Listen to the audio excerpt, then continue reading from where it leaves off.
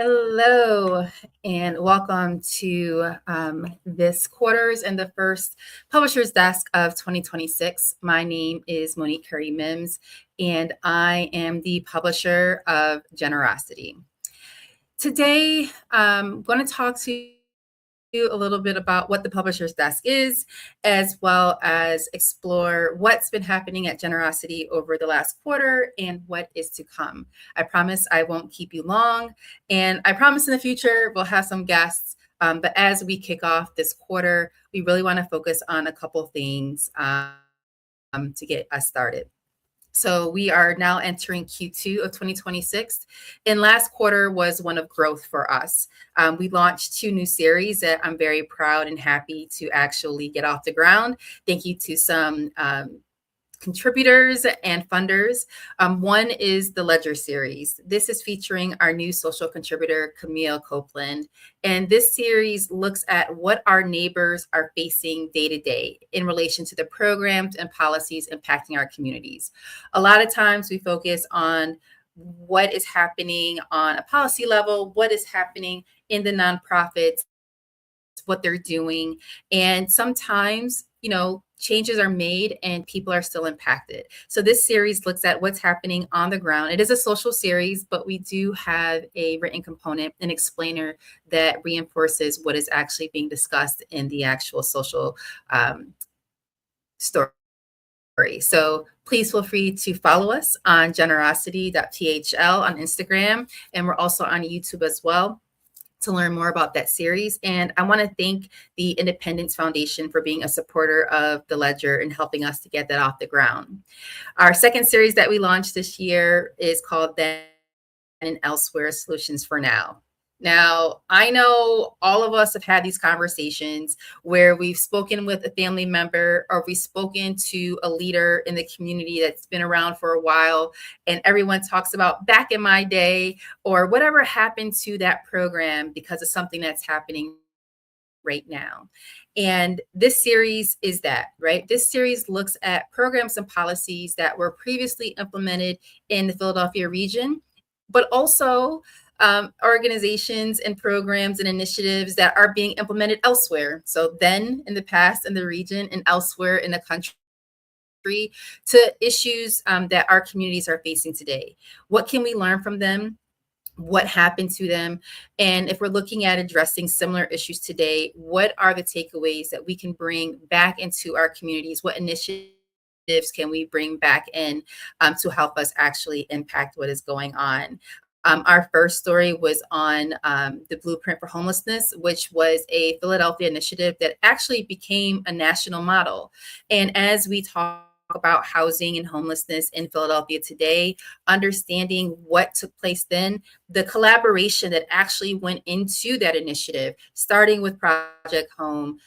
There was a lawsuit with the city. There was trainings with the police department, different coalitions, different economic organizations all came together to really address homelessness in the city of Philadelphia. What would it look like if we were to do something like that today? What would be needed? And we took the time to sit down with Project Home leaders today to actually talk about and ask them, what would this look like today and what was needed? And also, why couldn't it be implemented today?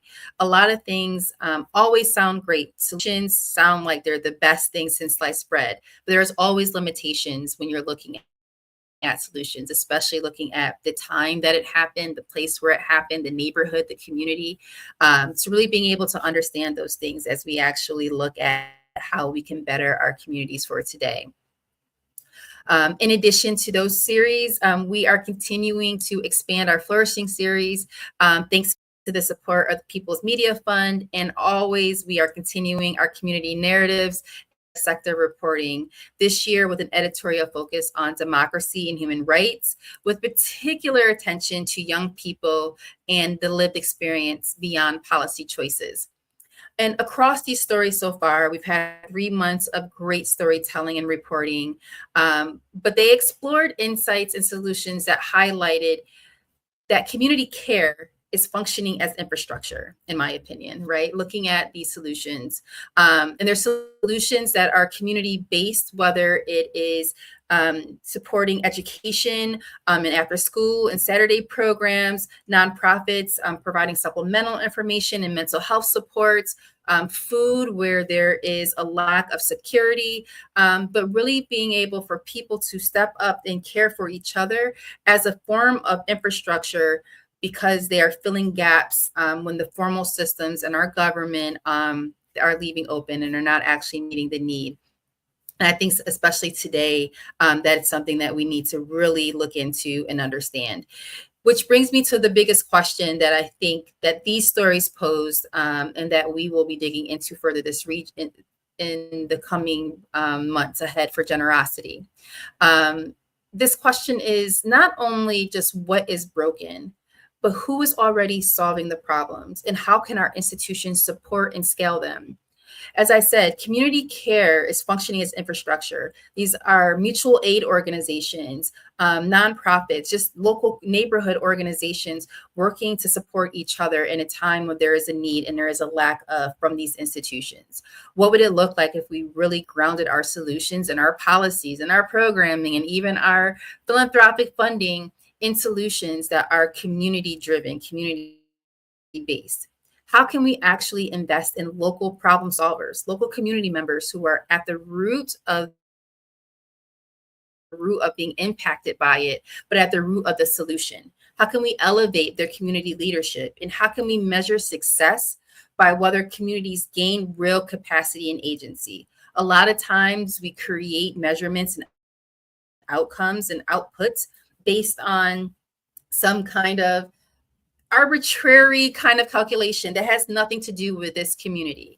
I was actually having a conversation yesterday about unemployment in the region and how that's impacting the school district. And if we don't know, unemployment is relatively down in Philadelphia. And because of that, Philadelphia might be losing some federal funding on the school side, right? Because the federal funding is tied to certain economic indicators. But what we're not looking at is why unemployment is down. It's not because employment is up, it's because maybe people have part-time jobs, right? And they have several part-time jobs. And maybe you have 2 or 3 part-time jobs, but you're being counted for each of those, right? So instead of being one person that's having 3 jobs to meet their basic needs, those are 3 different people that are being counted, right? So people are being counted more than once. So it looks like unemployment is up. There are also people who have been experiencing long-term unemployment who are no longer seeking, or they've maxed out of their unemployment benefits. So now they're looking at gig economy. So they're not being counted as fully employed. So these numbers, which don't have accurate accounting, are impacting the way that the federal government is getting funding for our cities, right? So our education system might be losing some funding because of these numbers. So, but what does that really mean for the community? How are we actually tracking and measuring what success, what employment, what their human rights are basically being met? Like, how are we accurately counting for that and giving them agency? A little plug, but I think one way to invest and to really understand how we are able to measure this is to support organizations like Generosity. Today is actually Local News Day, and it is a national day of action to uplift local journalism that keeps our communities connected, informed, and strong. It's organizations like Generosity and like The Citizen and like Billy Penn and like Technically, who are on the ground in communities really supporting the storytelling and the narrative of what's happening on the ground so that our leaders can make better decisions about what they're doing and how they're funding us. For generosity's sake, if you haven't already, we ask that you subscribe to our newsletter and also follow us on LinkedIn, Instagram, and YouTube. This allows for us to deliver our content to you in the different many ways that you prefer. And also we have different content on different channels, but it's also ways to engage with us in different ways. Our stories are actually influenced by you.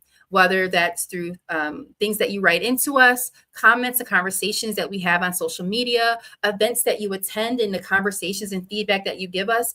This is how we inform the stories that we write and decide which stories that we do write. So we encourage you and we ask that you engage with us and join us on these channels so that way we can figure out how we can better invest in and uplift local problem solvers and really elevate what is needed to measure success, growth, and agency in our communities. With your support, we can continue our mission to serve as the region's central hub for social impact. Our goal is to connect stories to action, to be an advocacy tool that uplifts communities' voices to help our social impact leaders accelerate progress towards a more just and resilient region. So I implore you and invite you again to follow us and to engage with us.